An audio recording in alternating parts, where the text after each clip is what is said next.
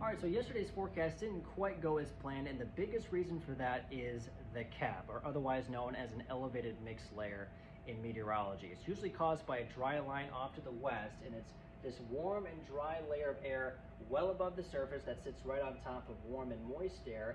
And basically what happens here is this warm and moist air rises, cools, and condenses, and basically stops rising at this warm and dry air mass. Now there's a couple of ways that you can actually get through that, one being really heating up the air just below that layer, and another being a cold front, which interestingly enough, we had yesterday, but it was just not strong enough to support enough lift to get these thunderstorms to go. But this is kind of the usual scenario.